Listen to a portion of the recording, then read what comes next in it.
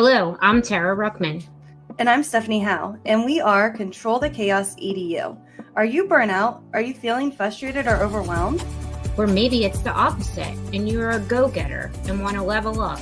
Then it's time to dive in with real talk and solution-focused conversations.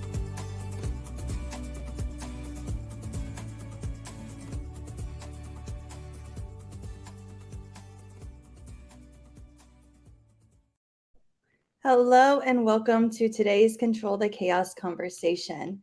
And today we're going to be talking about the self-determination theory for motivation when it comes to that. And we're kind of wrapping up this series. I think we have one more episode that's just going to be kind of like additional ideas for motivation. But again, I think this is a hot topic, and I've definitely learned a lot along the way, or had some realizations of, okay, this is going to work, this is not going to work for that student, or I need to rethink and slow down with that kid and kind of check in and make them believe that they can do some of these tasks.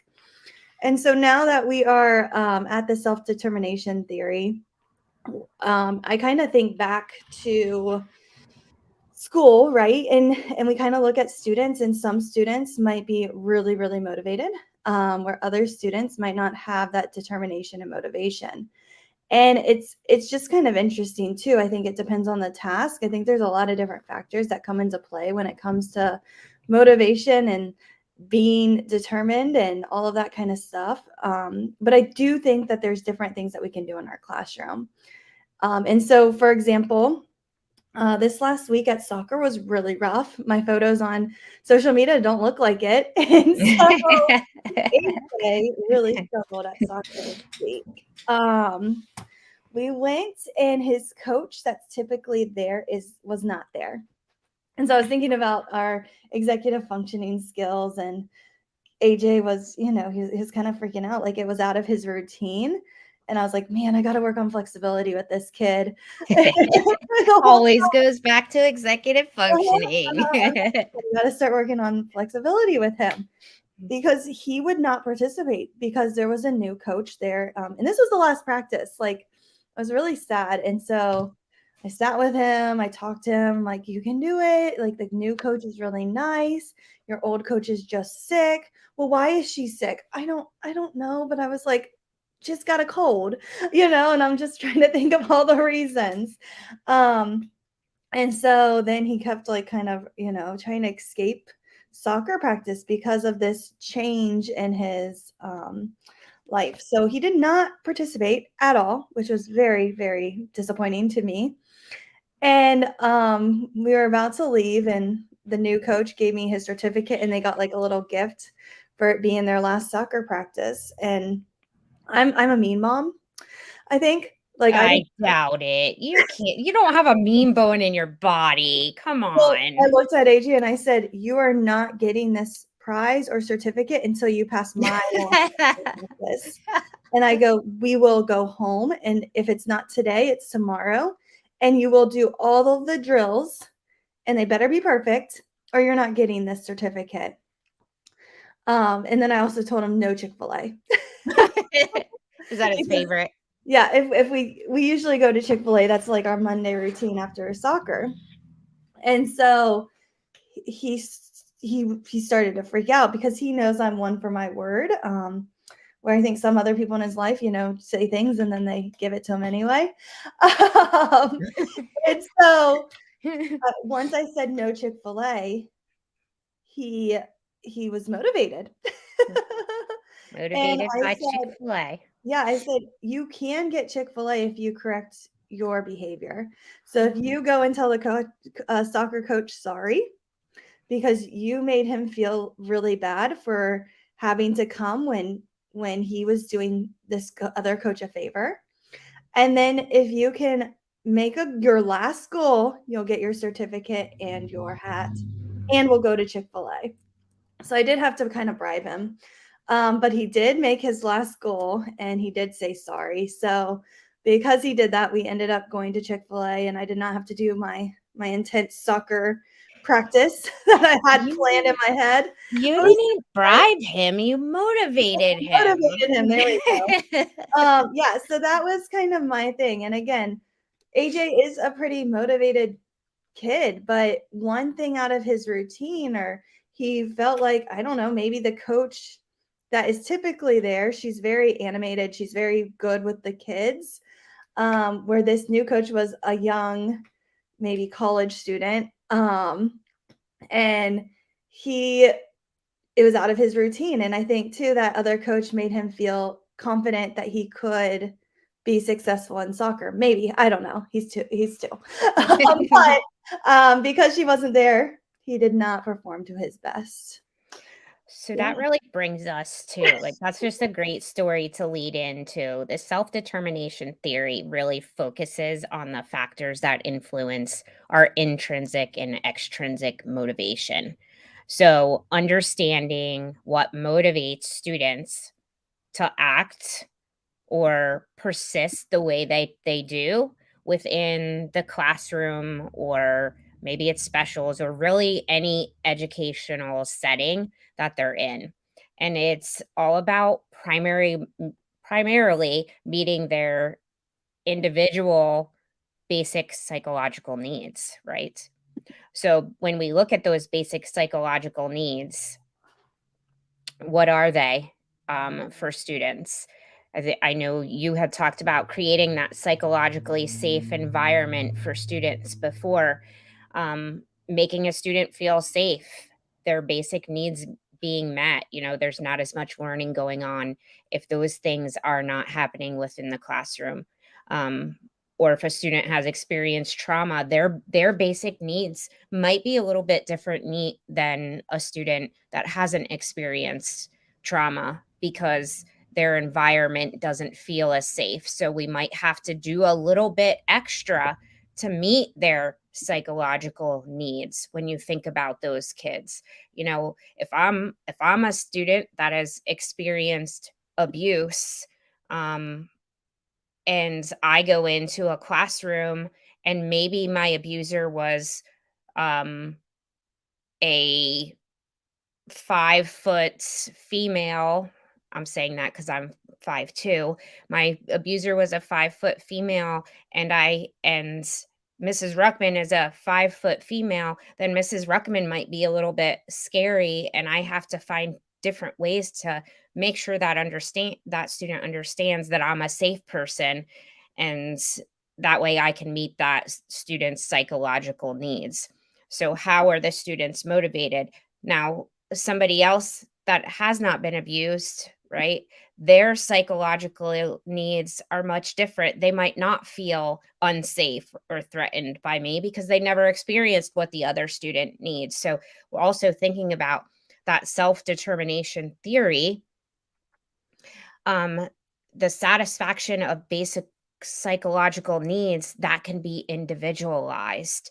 And that's why we don't always just talk about individualization of our academics, but also our environments.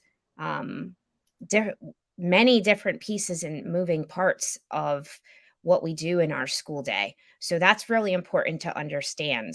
And I know that's really hard because you're like, how the heck am I going to individualize things for 28 students in my class? That's impossible. I can't individualize for everyone. No, you're right. We can't do that. But we do have like a core middle portion, right?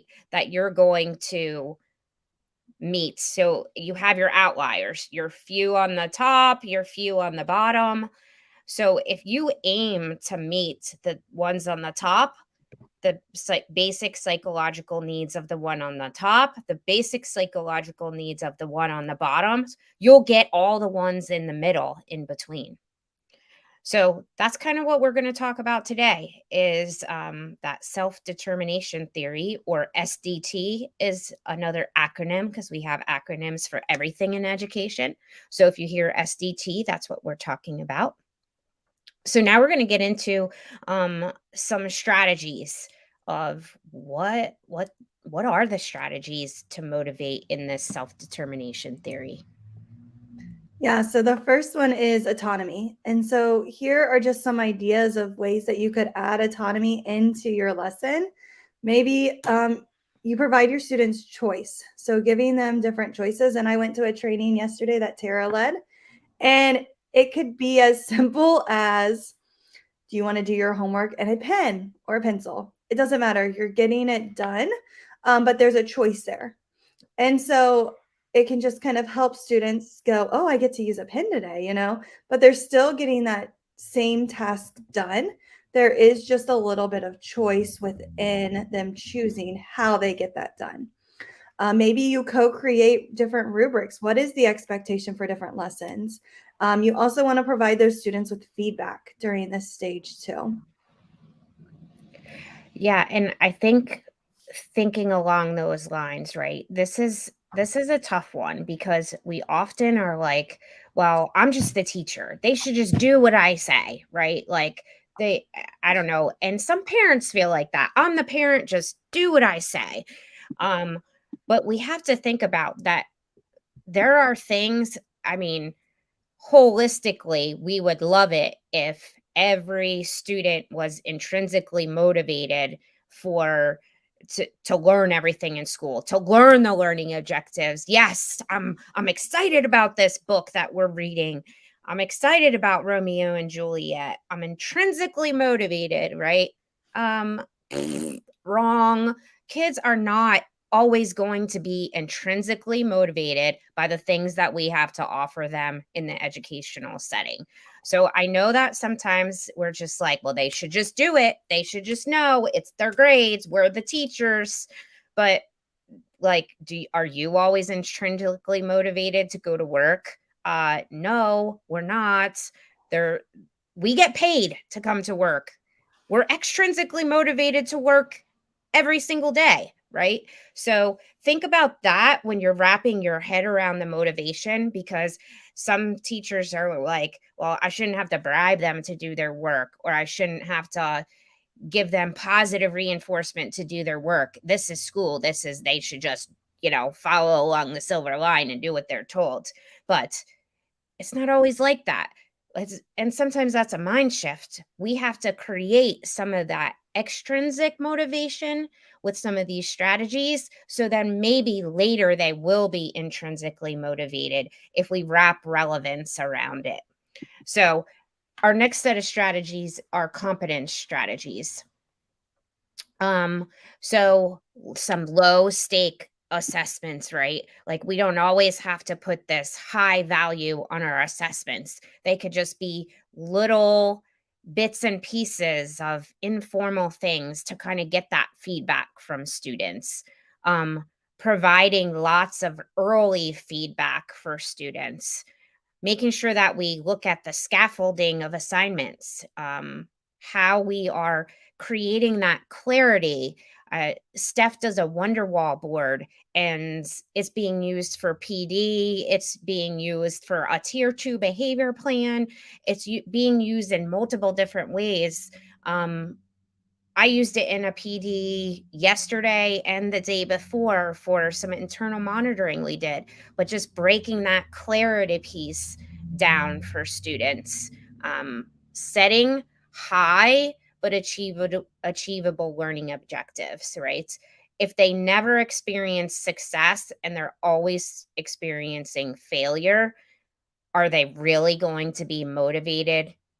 No, they're not, right? Are you motivated if you fail 99 times? I mean, we have to like teach that piece. So we have to make some of those things high expectations and standards, but also make some of them, we could piece that out and scaffold them, kind of lead up to those high achievable expectations or standards or learning objectives, whatever it is, so that they experience some success and gain that confidence. And then they start to be intrinsically motivated once they get to the top because they have experienced those successes below and build up to that. So, anything else to add on that one? Oh, this is Steph's favorite, I think, fail forward. Go with that one, Steph. Yeah, so I think too, just having and encouraging students to try. I mean, there's so many times where students are scared to try and do new things, but if you create that environment for them, and it was kind of interesting because we had PD this week, and one of the teachers, they were doing some interactive activities, and she was sharing the way that she solved this math problem. And someone, I think, like smirked or smiled or laughed. I don't really know. I didn't see the other person's reaction. I don't even know who the other person is. But she just stopped what she was saying and she was like, "Did you just laugh at me?" And I thought back to the classroom and I think back to our students, and they do make comments. They do laugh. They do those crazy things to make it where it's not a psychologically safe environment. So how do we encourage that when some of our students might trigger that unsafe environment? And I think we have to kind of nip it in the bud real quick and just kind of be like, no, like we don't laugh, we don't do this. That was a really great idea. And we need to encourage our students, even if they gave their worst idea, because it's going to benefit you later on in your class. But you have to create that classroom culture where failure is okay. You also have to create that culture on how to give peer feedback. And you think it should come natural to students, but it doesn't.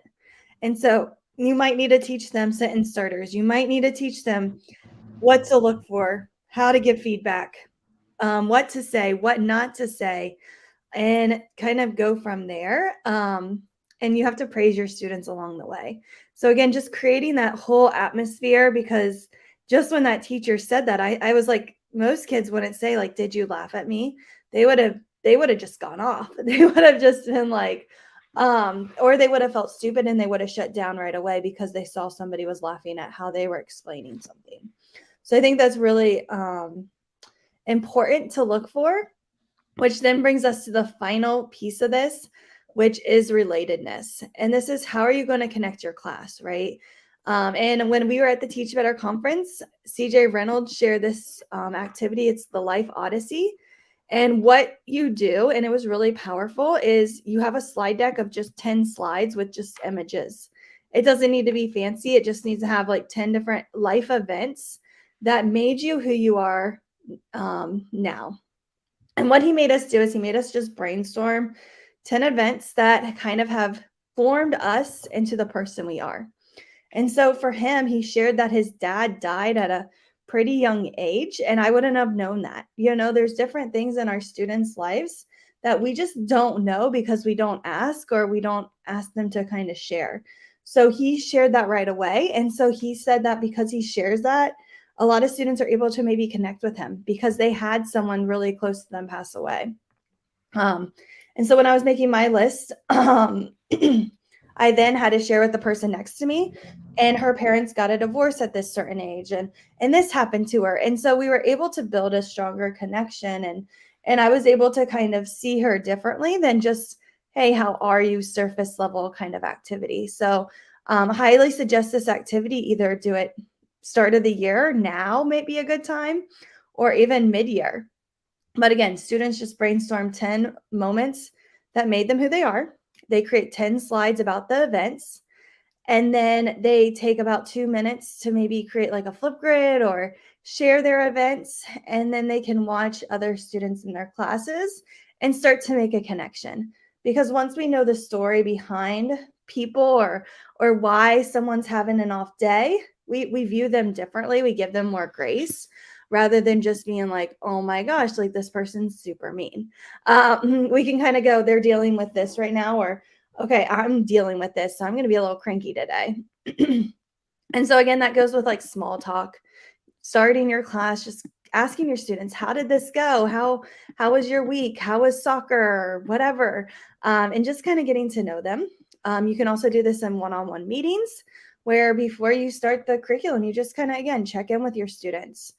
Surveys or like focus groups where you're really diving in to get to know your students as well. Using their names. So really, as soon as you can in August, get those students' names down and use them within sentences as fast as you can. And then get to know what they're interested in and add that into your lessons. Because when you're able to make those connections and show them, hey, this is how soccer or whatever is related to this topic, you're going to have more buy-in as well. Maybe you spend lunch with the students. I really like, again, what CJ Reynolds said. His mom kind of started, and she would make him a lunch every single day, and it would have his name on it and a nice little note. And he was like in 10th grade, which I'm like, I don't think my mom packed my lunch in 10th grade. But he had this lunch bags, and Tom kept stealing his lunchbox. And so Tom's mom, didn't make him that lunch, or maybe Tom's mom died. Like, I don't know Tom's story. And so because of that, one day CJ's mom made Tom a lunch. And the way that Tom responded to CJ after that was completely different. Because again, we don't know what's going on in our kids' lives. And so what CJ did one day with a student that he was really struggling to connect with is he made him lunch every single day and just kind of sat down with him during lunch. And the kid didn't do a lot of talking. He didn't take the lunch. But by Thursday, again, like Monday, Tuesday, Wednesday were difficult. By Thursday, he finally opened up and started to share what was going on. And there was some gun violence, and his friends lost his life due to some of the events that took place. And that's hard for our kids to deal with. And so again, sometimes a meal can just kind of help with that, where you don't know what's going on with people's lives until you sit down and you get messy, and you listen and you try to help them. But we can't help them until we learn their story. We can't help them until we know what is really going on. And another thing is just group activities. And again, you have to build that environment that is safe for students to really want to share. But I think the biggest takeaway from here is get to know your students. And it's interesting because I had a teacher that was kind of venting or talking about a student, and this student was annoying. We're just going to say that, right? But No, there's no such thing as an annoying student, is there? I mean, I thought he was hilarious. I just watched some of the behaviors, and he's out like on the window, like kind of like doing. I was like, oh my gosh, this kid is hilarious. But what happened is 2 weeks after that conversation, I just said, how's that student doing? And the teacher learned his story, which I don't know how many teachers take the time to do that. And so that is kind of, I think, the biggest takeaway is to learn that story about your kids, because there's something probably way bigger going on at home or in their life that we know about. And she learned his story, and she now is able to tolerate and relate with the student. And now she treats that student completely different than she did before, where it was a lot of yelling, stop that, don't do that kind of conversation, where now that she knows that story, she is taking in a different viewpoint on how to relate to that student. And I just thought that was powerful that it took that teacher. I mean, she was struggling for maybe 4 weeks. It was a new student to our district that joined late, and it was about 4 weeks in that she was struggling with this kid. And then finally, I think she sat down with administrators and just said, I don't know how to help this kid, like, and sometimes you have to get to that breaking point where you're like, I don't know what to do. And then he was able to share with her some information that really changed her perspective about this student. And now when that kid acts up, you kind of have a idea, or she's starting to build that relationship where he is starting to trust her as well. Oh, that was deep. That was pretty deep. There's a lot to that. Um, so relatedness strategies. Um, thanks for that story, Steph. I got the chills a little bit because I think about so many of our kids or so many of our staff. They're going through so many things right now. But again, bringing it circling full circle around back to the part where we originally started with motivation strategies. There's so many different pieces and parts to motivation. Um, Autonomy strategies, allowing that co-creation and the choice and the feedback, the competence strategies of building success, allowing failure, and those teaching components. And then the relatedness strategies where you are definitely, getting a little bit personal. I know I did a trauma from a behavior analysis perspective presentation last week to 3 different service learning classes to juniors and seniors in high school. And the best thing I could have ever done is started off getting very vulnerable with the students and telling them a story about my life. And I had every single one of those kids with eyes on me 100% of the time after that, because they were buying into it because I was open enough to share a personal story. So I think that building that trust and that psychologically safe place, like, this is a place that we can share. Mrs. Ruckman just shared a whole lot of deep stuff that she has going on in her life. So that relatedness can work with, getting to know them, but them getting to know you is really important as well, because that building that trust within your classroom and creating an environment of trust and is definitely meeting the basic psychological needs of our kids. Yeah, and I think So, that's it. You have to share first, and it's hard. yeah, It's it is. scary, but It I is. think when you share your story first, it opens up others to share theirs. Yeah, so if we're looking at the life odyssey piece, tell me about this. I know this is one of the things that um, you had talked about sharing today when we were talking about motivation. So tell us a little bit about this life odyssey that you could do within your classroom. Yeah, so with the Life Odyssey, you think of 10 moments in your life, you brainstorm them, and then from there you make 10 slides. It can just be photos, it could be words, whatever you kind of want to do. And then students just share.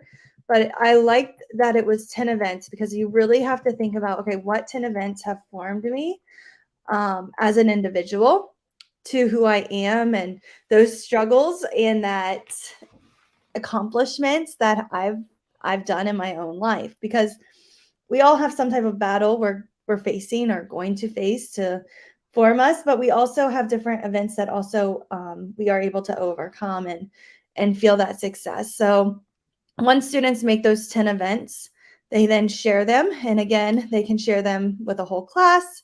You could do Flipgrid, you could talk with the student, and some students might not feel comfortable to share just yet, and I think that's okay to acknowledge and give them some time, because maybe one day they might want to share theirs. But then after that, it's just about connections. So then they watch or listen to the 10 events, and then students are able to make those connections. So um, you just view people differently when you know their story. Yeah, and I think this is a great activity when you take a look at the slides, because there's so many ways that you can use it.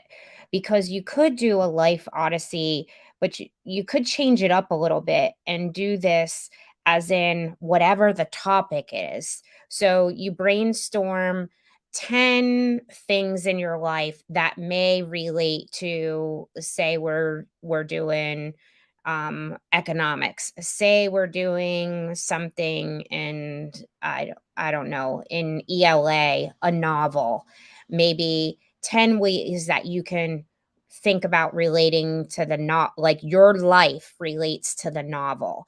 So then we're getting that relatedness strategy so to that specific topic. So it's not necessarily like you could use the life odyssey at the beginning of the year to get to know them. You could use the life odyssey uh, um, as a individual way to start and connect students at the beginning of the unit, when we go back to that, like making sure that we're connecting them to the topic. um I think that that would be a great way to, like, get started and intro the lesson. Like, here's what we're working on in Romeo and Juliet, or it could be at the end of something where you first you read Romeo and Juliet, and now you're saying, like, I know what the topic is of Romeo and Juliet. So how do you think your life will connect to this novel as we're reading it? Or it could be at the end of a unit where you say, now that we've read Romeo and Juliet, what are those 10 ways, and putting those into the slides, that your life can relate to anything that occurred in Romeo and Juliet, or how can you connect yourself? So it could be a way to start a lesson, it could be the way to end the lesson, but I think that important piece is that's one of those relatedness strategies of getting them connected to what they're learning, and creating that, like, motivation in them, because they have the why behind what they're learning, because they can connect it to real life. So that is motivation, right? Intrinsically, extrinsically. We talked about a lot of strategies today. So that is, but thinking about those three basic main areas, I think, is really important. So this week, we want to definitely thank you for the continued book support.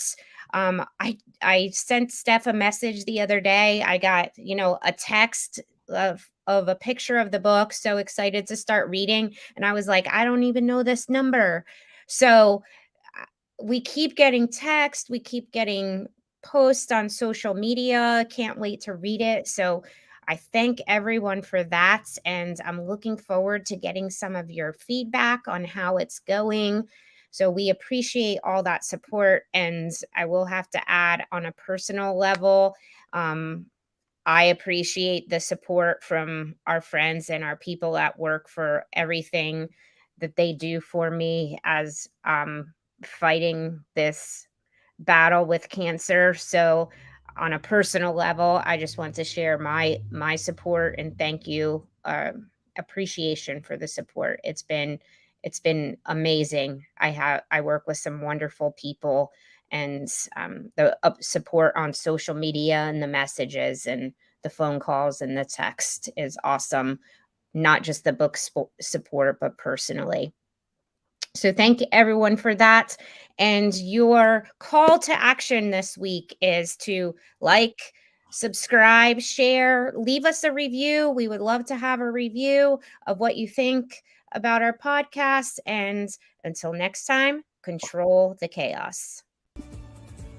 Thanks for listening to Control the Chaos EDU. Check out the description for show notes.